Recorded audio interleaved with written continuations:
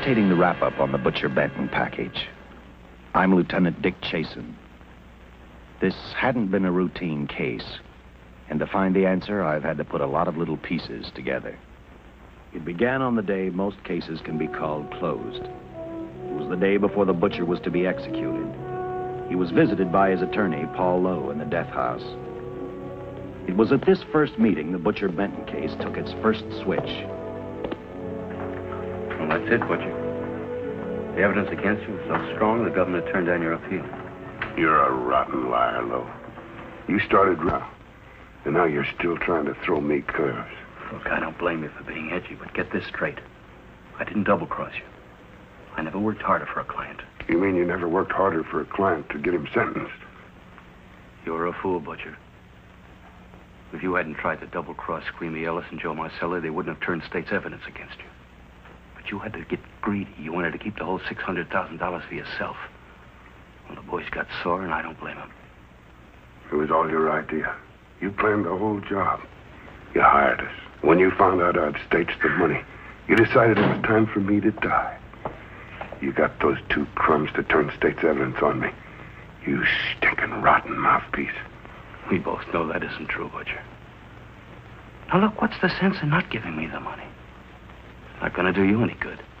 Well, I'll have the satisfaction of knowing that none of you three crumbs are going to spend it. What about Eva? Don't you owe her something? You tell me where the money is, I'll see that she gets your share. I've got a different idea. I'm going to kill you and Squeamy and Joe. Then I'll take care of Eva myself. You thick-headed ape, you're going to die tomorrow. Remember what I said. I'm going to get you. All three of you. Even for you, Butcher, that'd be quite a trick. So long, dead man. Remember what I said. I'm going to kill you. All three of you.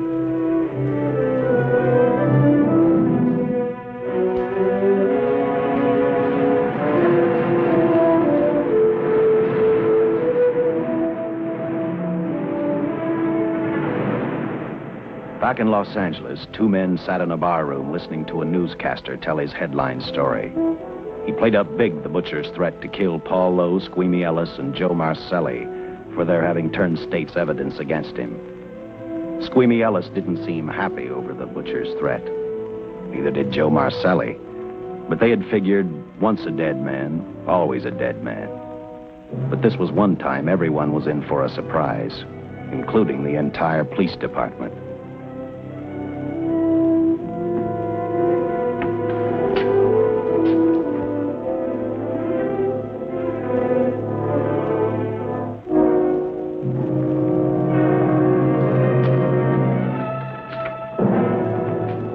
Seen the headlines, Captain?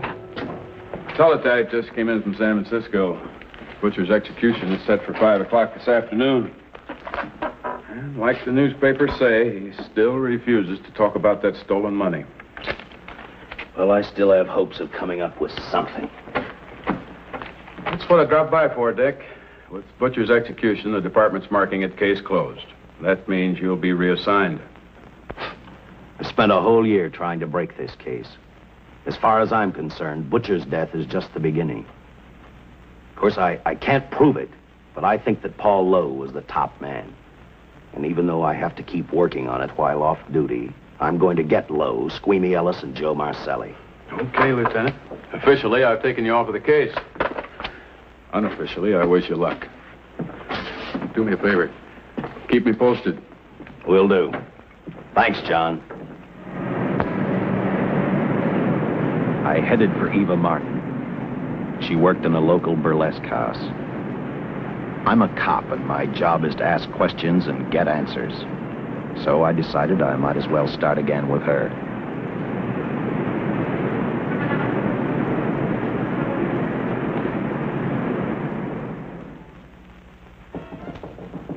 Come in. Oh. What do you want? I'd like to talk to you. Talk? You're a cop, aren't you? That's a good question. I can't even find a 3-ton armored car, let alone the $600,000. And I've been on the case a year. I've told you and I've told you and I've told you. I don't know anything about the money. I never did. Benton's gonna be dead in a little while. I thought it might make a difference. I never knew anything about the money. Call me dumb. I didn't even know Charles was in the rackets until the trial. Now, take it easy, kid. You're on, Eva.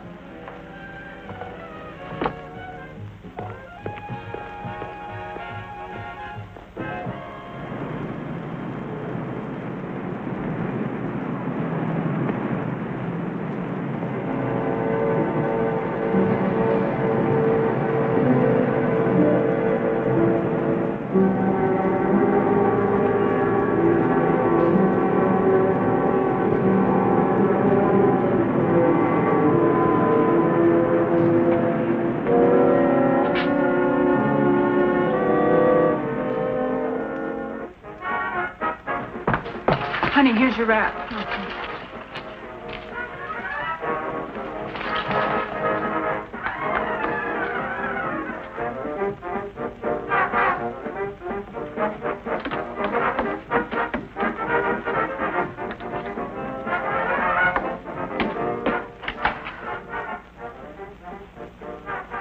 A few moments ago, Butcher Benton, without revealing the whereabouts of the $600,000 stolen in the armored car holdup, paid for his crimes against society in the gas chamber at San Quentin.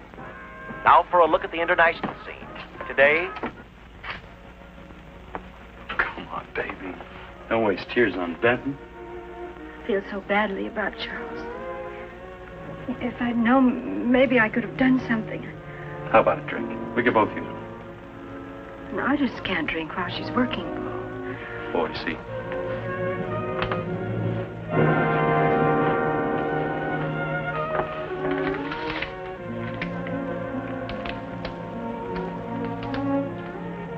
What's that? Well, now what's the matter? The message from Charles. He told me to open it if he died. Finale, Eva. All right. How about a steak after the show? No, thanks. Not tonight, Paul.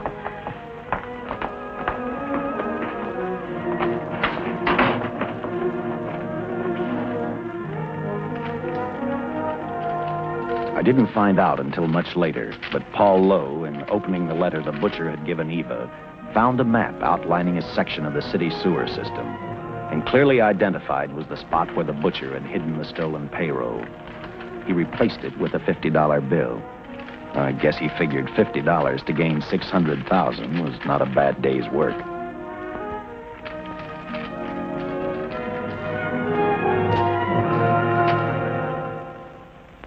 A few hundred miles away in San Francisco, the case took another switch, which turned the next 72 hours into one long, hideous nightmare.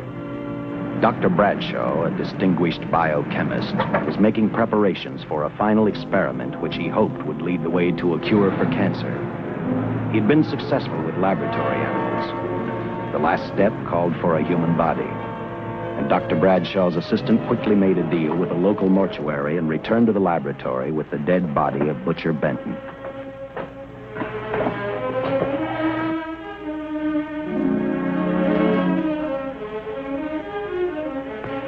You made good time. Well, I didn't waste any. Any trouble? No, I just handed the money over and moved the body into your station wagon. That was that. Good. Get a syringe.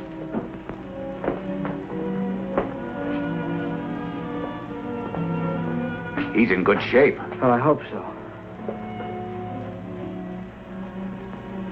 We'll get other blood samples later. We'll run this one through fast. Right. Now wheel him into the machine and then raise him. Right.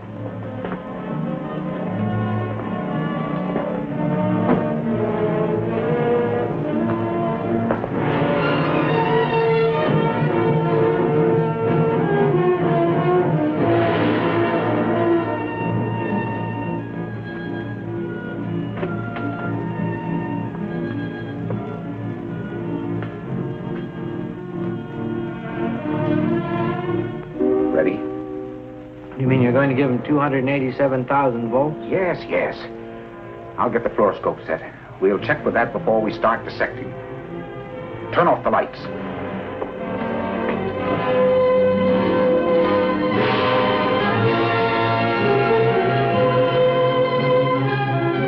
There you are, old boy. If you respond properly and my theory is sound, you'll be more famous dead than alive. Throw the switch.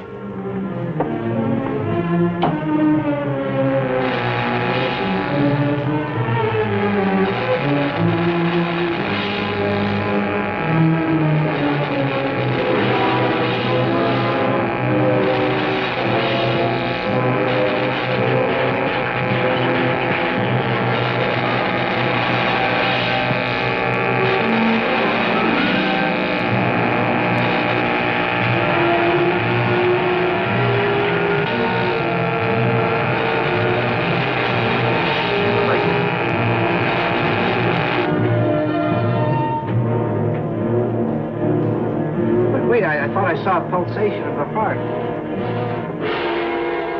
You're right.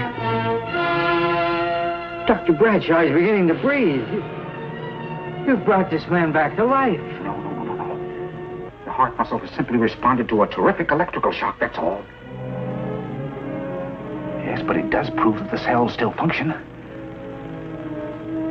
Dr. Bradshaw, he is alive. A shock reaction, it can't last. His cells are multiplying now, if your theory is right. We could keep that reaction going longer. But it's worth a try. Get the body out.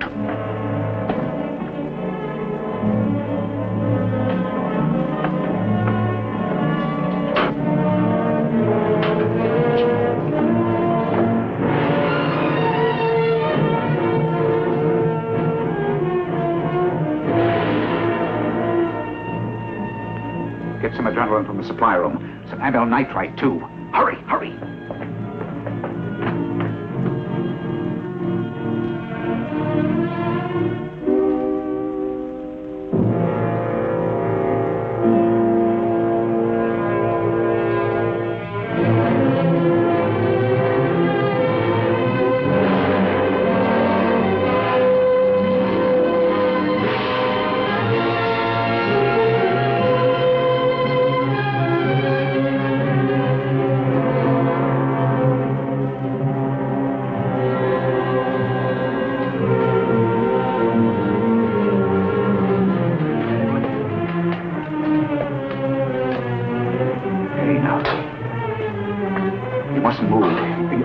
Can't stand the strain. Now you must lie still. Please, please. Easy now. Easy. Easy. You must lie. Easy, please.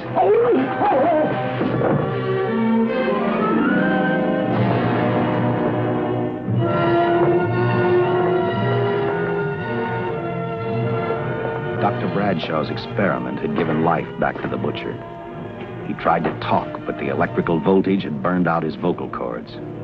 Yet it hadn't destroyed his brain. He knew who he was. He knew who he hated. As he stumbled about the room, I think he thought only about one: kill Lowe, Squeamy, and Joe Marcelli. The tremendous electrical voltage that Dr. Bradshaw had given the butcher had increased his cellular structure to the point where he was no longer a man.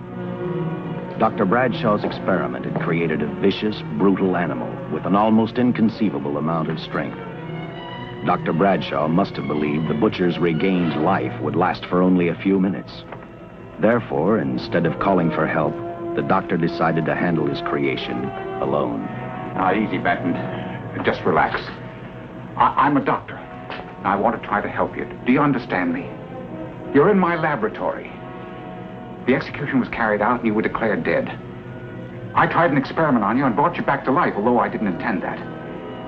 Now, you've had a great shock. Now come and sit down. Now, be quiet now. Come and sit down. Take it easy. That's the boy.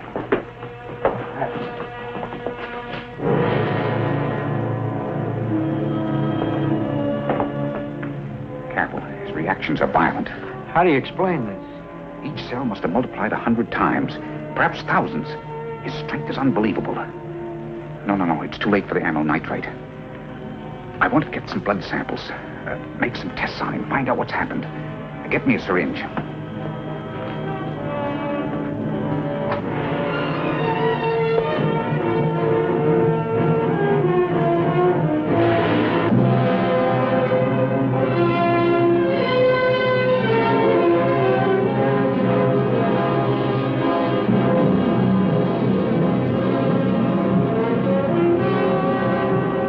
Why won't the needle penetrate the skin? Tissue must be nearly a solid mass of cells. How are we going to get the blood sample? Surgically, perhaps.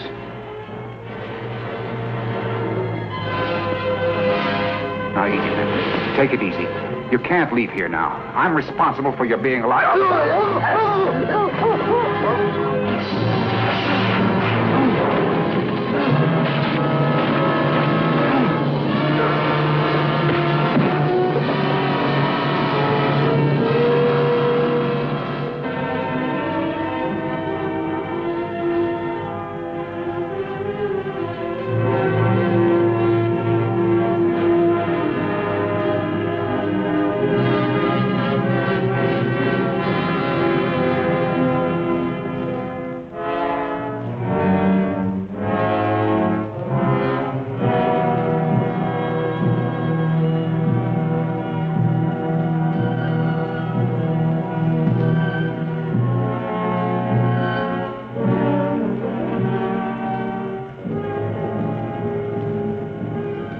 Towards the end of this case, Captain Lauder and I found out the doctor and his assistant had been murdered.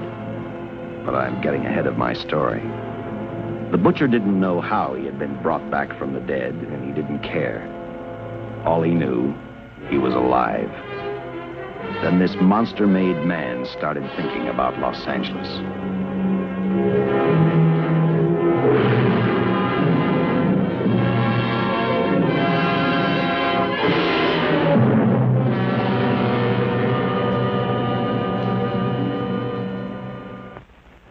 On that very in Los Angeles, I decided to stop playing detective for a little while.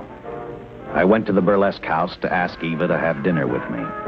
After all, the butcher was dead, and if I got lucky, sooner or later, I figured Paul Lowe would lead me to the stolen payroll. In a way, that possibility made me even feel better. It's not fair to watch the show from backstage. Next time, I'll pay admission. I take it by that remark you like my routine. Yeah, you're pretty good. What I can't figure out, though, is why you stay in a place like this. It shouldn't be hard for someone like you to get a job in a class spot. If you weren't a detective, I'd be willing to bet with a line like that your next remark would be, how about dinner? Well, not exactly dinner, but a hamburger might be a good idea. If you're asking in an official capacity, I can't say no. I'm off duty. For the past 6 months, all I've ever called you is Lieutenant Chaney. Do you have a first name? Dick. Give me 10 minutes for a quick change, because you've just made yourself a date, Lieutenant. I mean, Dick.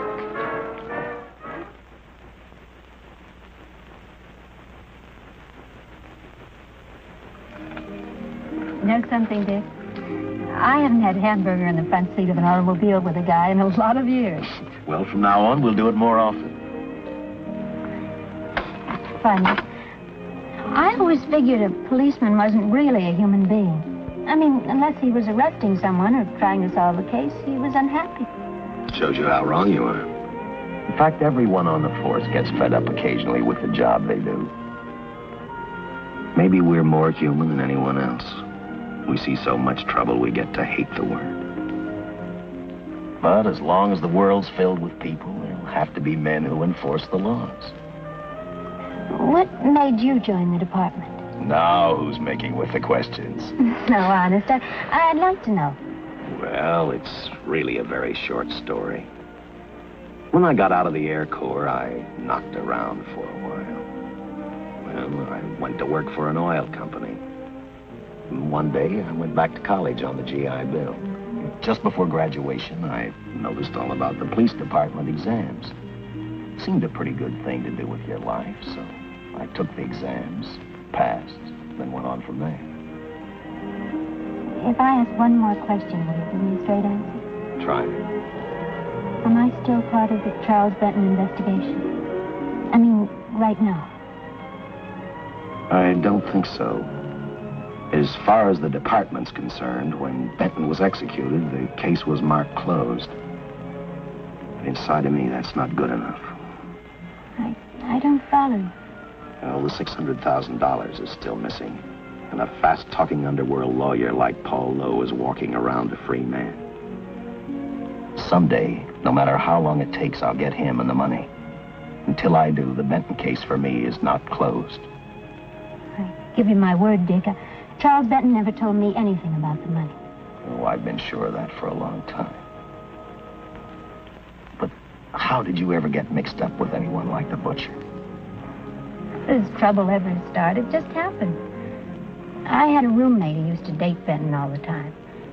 One day she packed and left for Chicago. Benton carried a torch for her, and he used my shoulder to cry on. First thing I knew, we were having dinner together, and a few weeks later, I was labeled by the police as this #1 suspect and Benton's girl. But it was never like that. I made only one mistake. I felt sorry for him. You mean, until he was arrested for the robbery and the killing, you had no idea how he earned a living? I know this is going to sound crazy, but I only went out with Benton a couple of times. And all we ever talked about was Madge, my old roommate. The last time I saw him, he tried to get too friendly, and that's when I told him he had the wrong girl. But like I said, I'd already made my mistake. What about the burlesque house? How do you two fit together? You sound like a lot of other people. I left a small town a couple of years ago because I won a beauty contest, and the first prize was a screen test. Da, da, da, da, da. After which, nothing happened? That's right. Only, it was pretty rough. And then one day I read an ad about girls wanted for a burlesque show. I auditioned and I got the job. You know something? It's like any other job. If you're looking for trouble, you can find it even in a schoolroom. Well, when the screen test didn't work out, though, why didn't you go on home? Well, first you have to have a home to go back to. My folks are dead, so Los Angeles was as good as any place else. I don't know about you, but I do 8 shows a day, and at this hour I'm bushed. I know what you mean. Mind if I drive you home? No. And I'll tell you something else. I haven't minded anything about tonight. Not even the hamburger. I kept playing tag with Lowe. He made 4 telephone calls. 3 of them didn't interest me, but one did. The one to Joe Marcelli. I watched Joe head for his meeting with Lowe, and for some unknown reason, I began to get the feeling that this case was finally about to explode in my favor. You see what I mean? Well, look at that, will you? I seen him stagger on 2 legs, but he's doing it on 4. Shut up, you flea bag. Well, look who's calling names. At least I ain't a squealer, a stoolie. I warned you before. All right, Harry, that's enough. I'll take care of him. I want to talk to him. Okay, Mr. Lowe. But any future business you've got with this psycho, take care of it upstairs in your office. You keep showing around here, sooner or later he's going to get slugged, cripple or no cripple. All right, shut up, Joe. Sit down.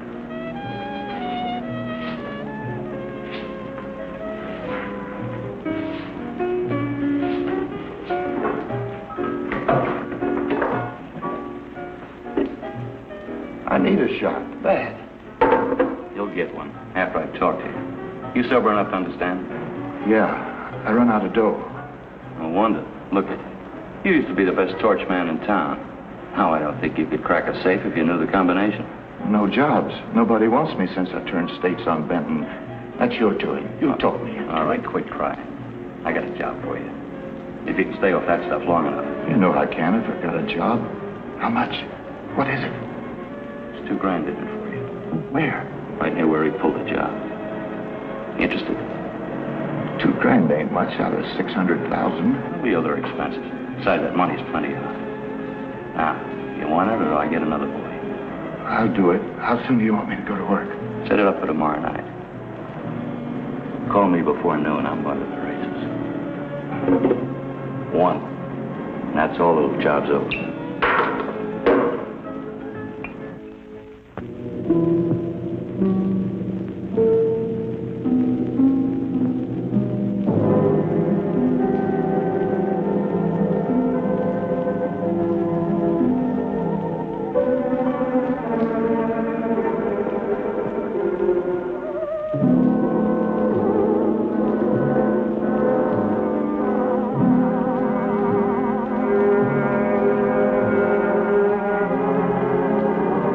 Was walking slowly toward Los Angeles.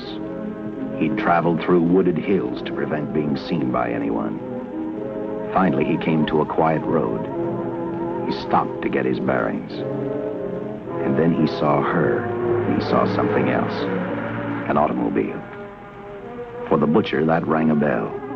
With a car, he knew by the next afternoon he'd be in Los Angeles in plenty of time to catch up with the 3 men who had double-crossed him.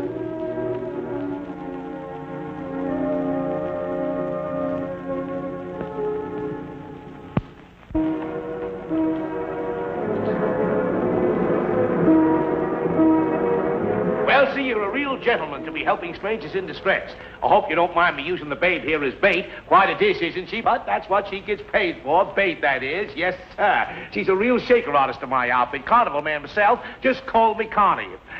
Yeah.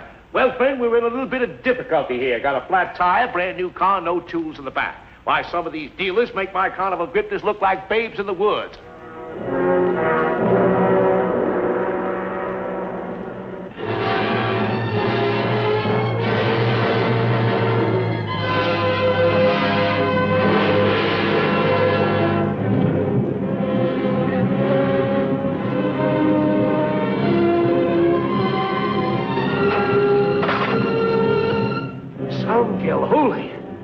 Say, who you with, friend? Let it down. Let it down. No matter who you with, friend, believe me, I can do better for both of us. I'll make a fortune for the both of us. Oh.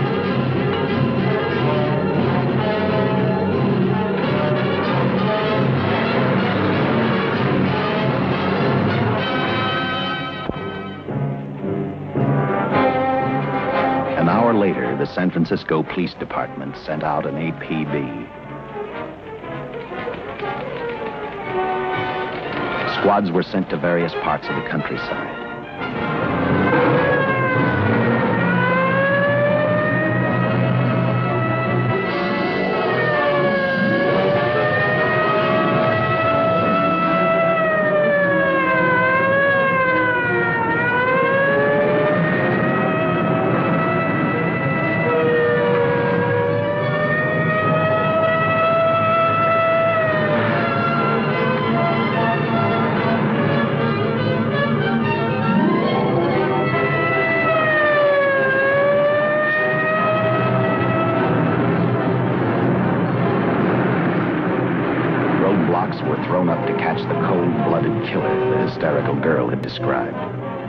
Each squad kept reporting back to Central Headquarters, and each of their stories was the same.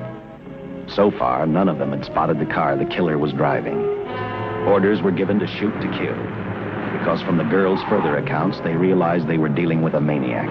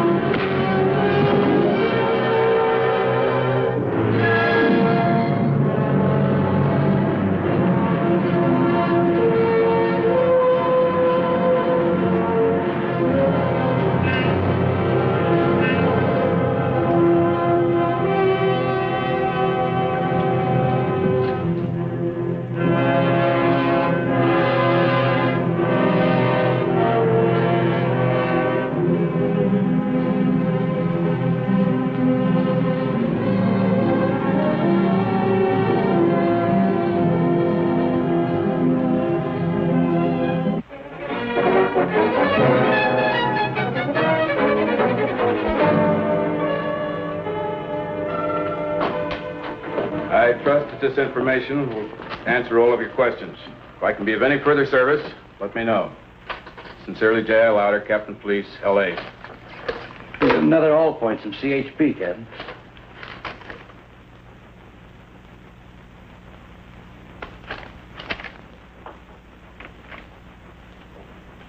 These reports sound like they come from a bunch of loonies. Sure do. There it is. Sergeant. Yeah. I want Lieutenant Chasen to look these over as soon as he comes in. All right, Captain. The next morning, I read the stories of the brutal murder of the 2 police officers. I also read the witness's statement about the bullets having no effect upon the killer. I felt sorry for the witness, and I thought about how easily a person's mind can become confused when suddenly they receive a brutal shock.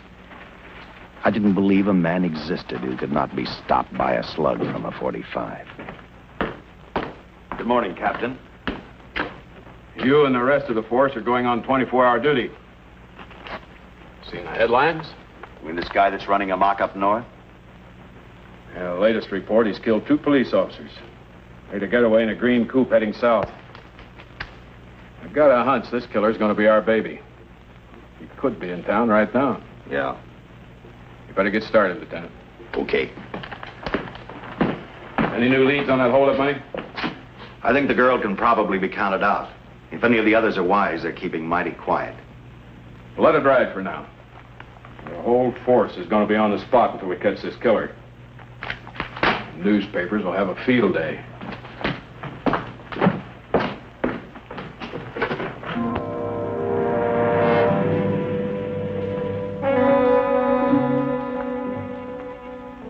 We were wrong about 2 things. The killer was already in our city, and we didn't know he was Butcher Benton. He headed straight for Eva Martin. He went to her dressing room to get back the map he had left in the envelope with her. He wanted first to check his money, then catch up with Lowe and the others.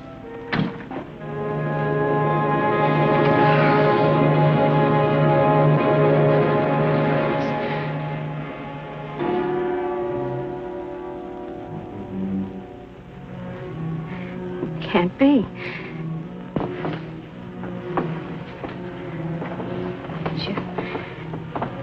You do look like him.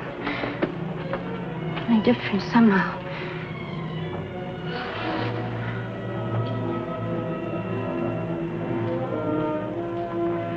It is you. Why didn't somebody tell me? What's happened, Charles? These look like bullet holes. Are they?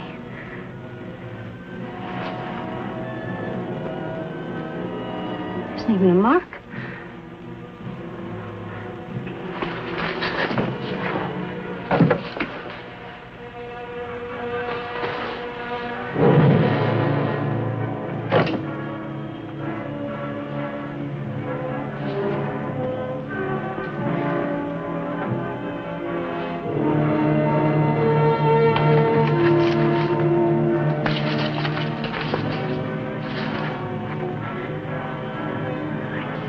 I opened it like you told me. I found the $50. I didn't know why you left him. Paul didn't know why he was here.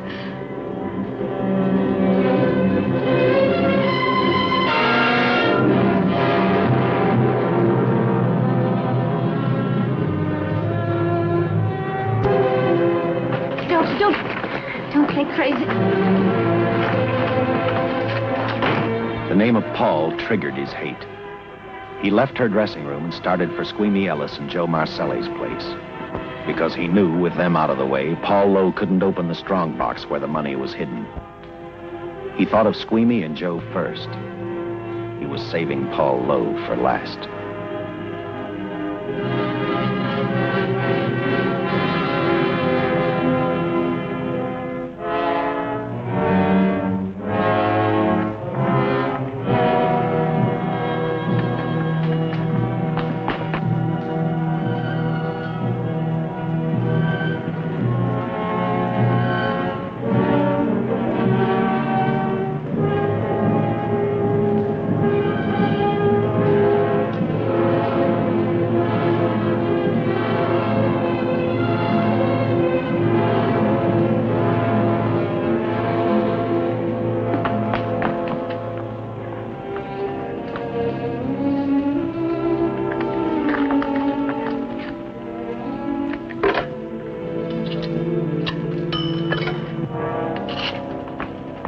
Eva, can I borrow your eyebrow pencil?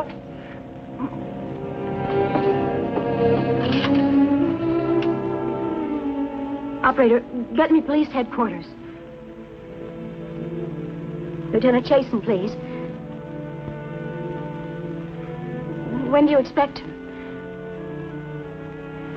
Well, tell him Charles Benton is alive, and even bullets can't stop him. I'm not crazy.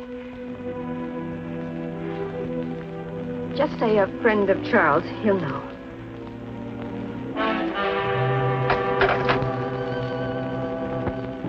She tried to tell him the butcher was alive and on his way over to kill him. Squeamy didn't believe her, and in a way you couldn't blame him. Who in their right mind would believe a man had returned from the dead? What Squeamy actually believed was that the butcher, before his execution, had hired a killer to carry out his threat.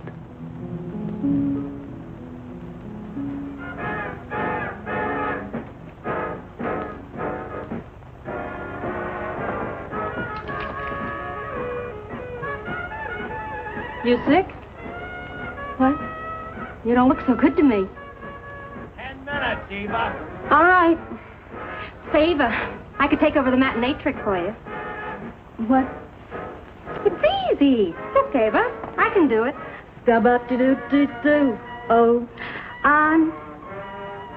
Francine, I just thought of something. Yeah? Eva agreed to let Francine do the show. She hoped she'd be able to interrupt the butcher before he arrived at Squeamy's hotel. Or, failing that, at least be able to warn him to stay out of sight. You wanted me, Captain? Yeah, I just had a rundown on those fingerprints of the stolen car up north. We got nothing on the driver who was killed or the woman with him. Take a good look at these. There's something funny about these. Yeah. The boys in the lab can't figure it out either. Those are the killers. They were found on the steering wheel. Looked like they'd been stamped in with a steel die. They sure do. These are Butcher Benton's. What? Well, they look the same to me. How do the lab boys explain that? They don't. Their best guess is a twin brother. An identical twin could have the same pattern of whorls with only slight variations. Ever hear of the butcher having a twin brother? No. Even if he did, it wouldn't explain these freak prints. You didn't pick up your message, Lieutenant. Some wacky dame calls you. And she says Charles Benton is alive, and bullets won't stop him. If we buy the twin theory... Who was she? Where'd she see him? Well, she wouldn't leave her name. Sounded kind of hysterical to me. Said she was a friend of the butcher's. Eva Martin. Get over to Follies and see what that girl knows. Yeah. Some guys have all the luck. I never drew an assignment to the Follies.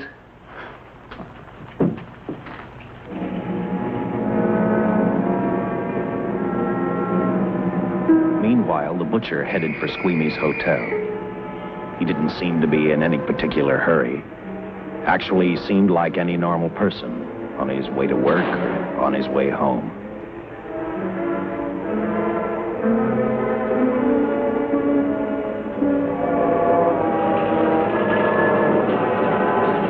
He rode up Angel's Flight, arrived at the top, scanned the hotel building, and then noticed the only exit from Squeamy's apartment, a fire escape.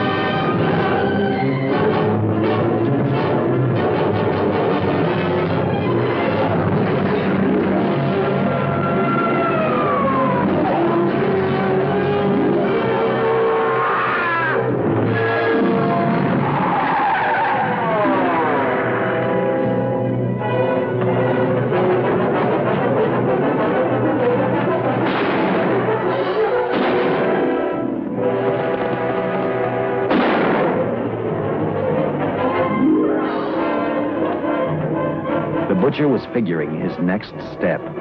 And as he looked at the dead cop, he thought about Paul Lowe, the next man on his list. Seen Joe Marcelli? Not since last night when I told him I didn't want him around here no more. Give me a shot.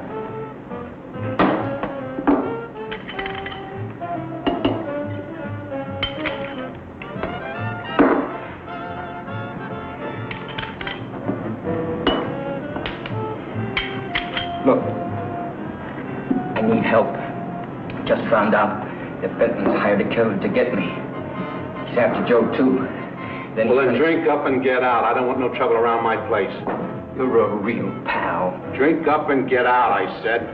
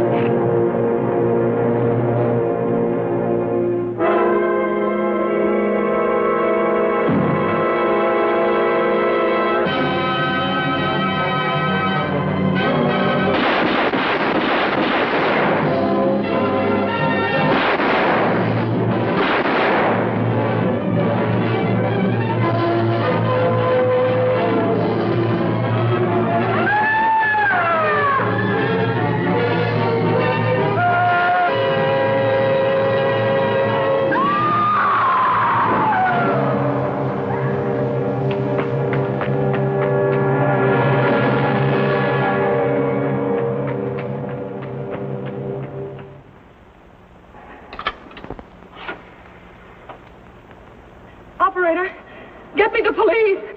Police! Yes!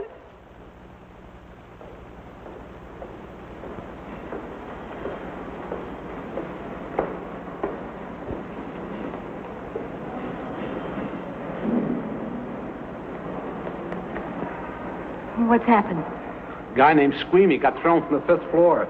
He's deader than a mackerel. Customer of mine. You mean Squeamy Ellis? Yeah, that's it. Just Squeamy. No one else was killed.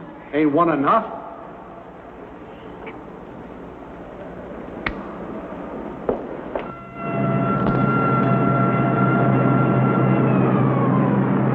I tell you, the bullets never even phased him. He must have been wearing a bulletproof vest.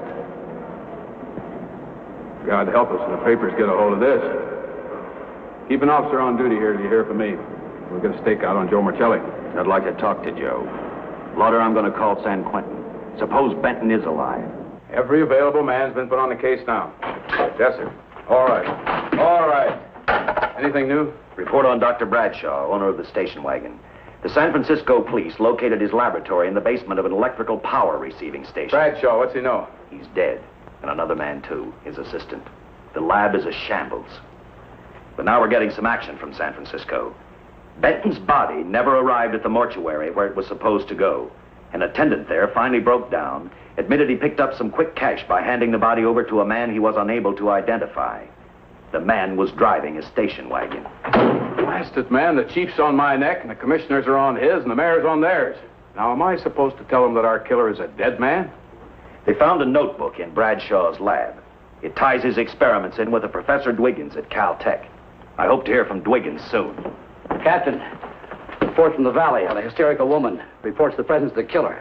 There's the location. Let's go.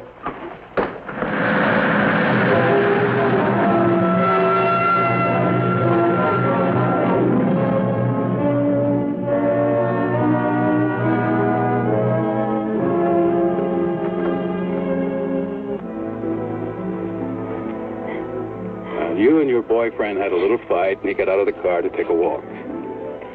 You noticed that he walked down toward the sump area in the direction where you'd seen those lights a short while before. What happened then, miss? Please try to tell us. Well, I just sat there a few minutes, I guess. I was pretty mad. Then there was a loud crash, like heavy metal, sort of, from down here. I got out of the car to get a better look. I heard Jimmy cry out something. I couldn't make out the words. Then down here, in a patch of light, was Jimmy. And coming toward him was this man. Big man. Lifted Jimmy up over his head like he didn't weigh a thing. Jimmy screamed. Just once, before he broke Jimmy's back. I heard it snap, not far away. Then I started running till I found this house. They let me use the phone. Thank you, miss. We'll see that you get back now. O'Malley, see that the young lady gets home all right.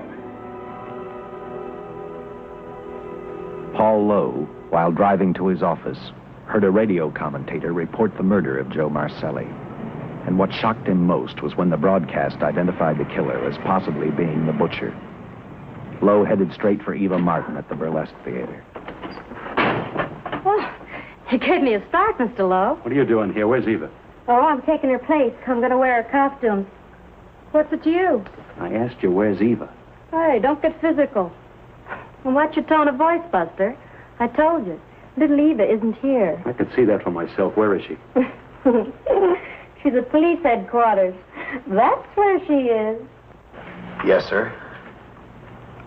No, sir. Captain Lauder's still with the mayor. The killer dropped out of sight. He was last seen in the Hollywood area. Yes, sir. We know he's dangerous. Every angle's being covered. Yes, sir. I'll tell him.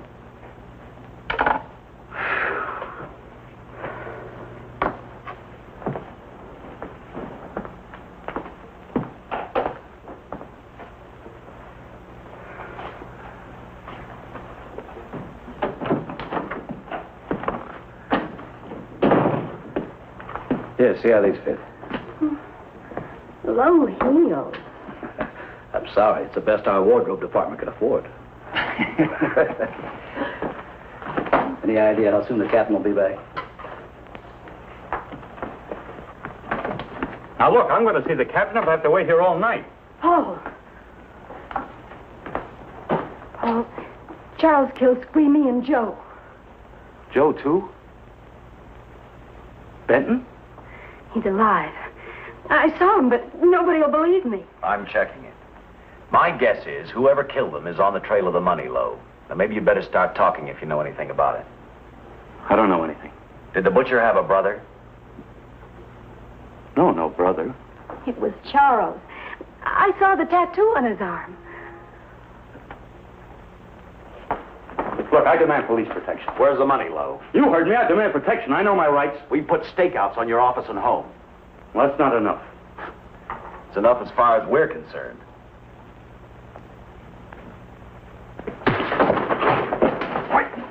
Are you gonna book me, Sergeant? Then throw away the key.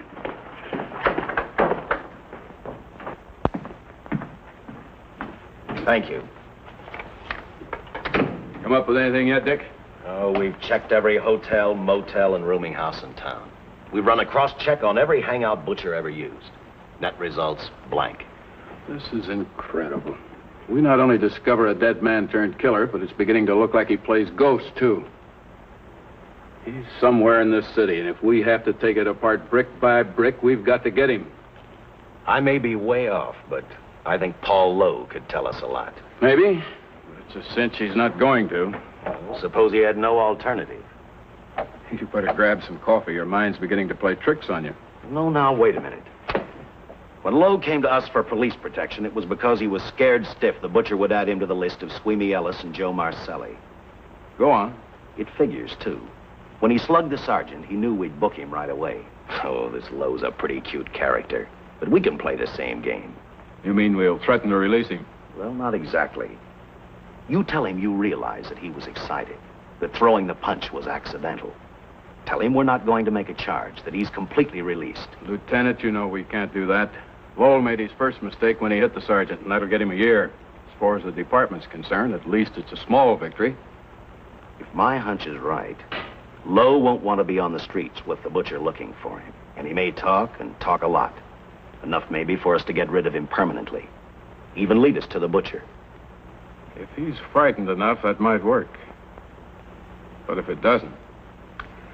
No, Dick, I'm not going to release him. I want him out of my way so bad I can taste it, but not bad enough to be responsible for getting him killed. The good thing about that, Captain, is the fact we know it, but Lowe doesn't. Let's give it a try. All right, Lowe. Come on out. I think you'll find everything in there. You're free to go, Mr. Lowell. Wait a minute. Who do you think you're kidding? You arrested me for assaulting an officer. Court, I'll plead guilty.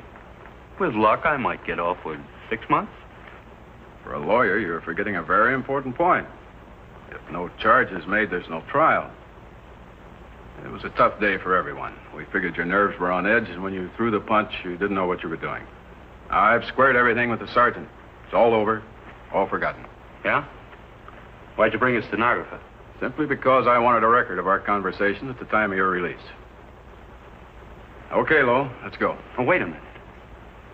Once out on those streets and I'm a dead man. If you let me go, you'll be responsible for murder. Oh, come off it, Lowe. You're imagining things. You know the Butcher threatened to kill me. If you set me free, he'll do it. Well, that's just a risk we'll have to take. But the way I look at it, Mr. Lowe, you'll be okay. Look, Captain, I'll make a deal with you. You keep me here, and I'll tell you how to recover the money. Maybe even catch the Butcher. No deals, Lowell. You'd probably tell us anything just to stall for time. Come on, let's get out of here. Now, wait a minute. All right. I'll tell you the truth. Start taking this down. I, Paul Lowe, hired Butcher Benton, Squeamy Ellis, and Joe Marcelli to pull off the armored car holdup. And then Lowe continued with his confession. He told us about finding the map. He showed us the exact location of where the Butcher had hidden the stolen payroll. And he gave us a most important answer.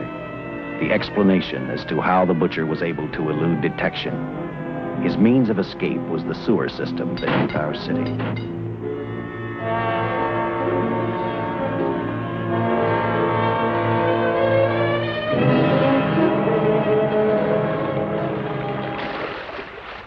The department went to work fast. Every police squad in the city was detailed to cover a specific area. Every entrance and exit to the Los Angeles city sewer system of 700 miles was covered. Captain Lauder and I, along with several other squads, headed for the entrance where, according to the map, Butcher had hidden the money. Our job was to stop him, and that made me think of one specific question. When we found him, could this monster be stopped? I, for one, wasn't sure.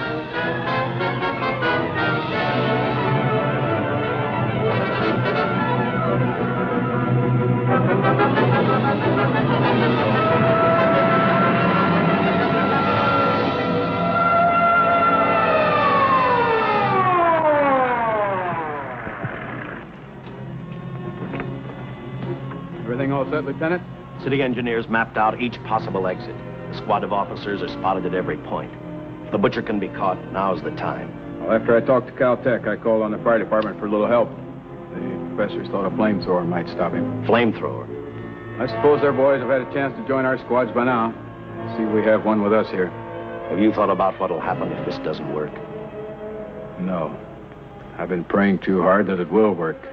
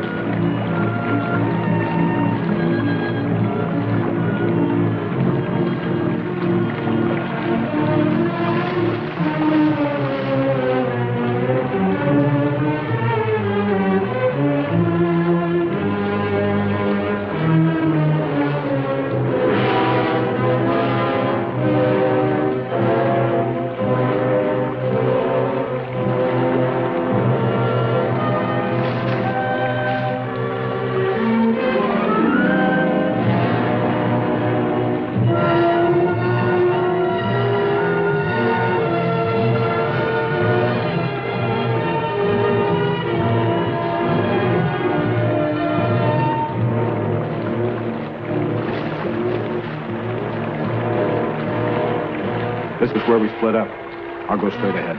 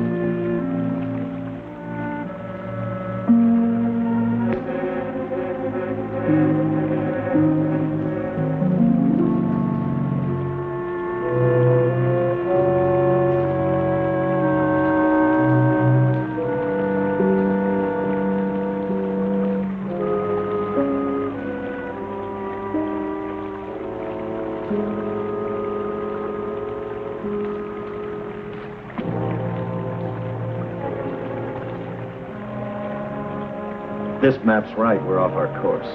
We'll have to backtrack.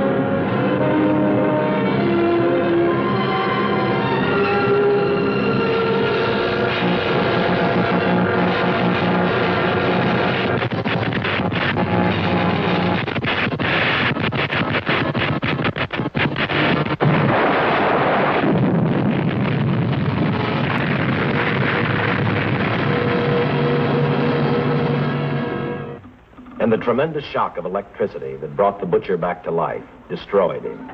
The $600,000 stolen in the armored truck robbery has been recovered. Case closed. Well, here are the scientist's comments for your records. I had to fill in a few spots with my own guesses, but I guess that's about the size of it. Did you get any sleep? Oh, some. Not much. How's the girl today? Well, I called the hospital about an hour ago. She'd gone. Gone? Where? She told them she was a working girl and that she'd been away from the job too long already. Quite a girl.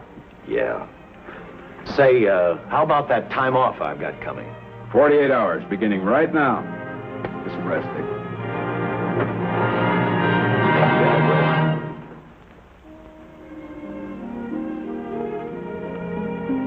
You know something, Dick? The past 72 hours seem like a bad dream. That rest in the hospital today really gave me a new lease on life. Now that it's over, I can't believe it actually happened. The important thing is to remember it is all over. I suppose you'll be assigned to another case. I'll have to give up hamburgers in the front seat of the car for steaks in a restaurant. No. I've thought about that. In fact, I decided to do something about it. I started by talking the captain into a short holiday. And just about an hour ago, I got you fired. What? What did you do that for? I figured that being my wife would take up all of your time.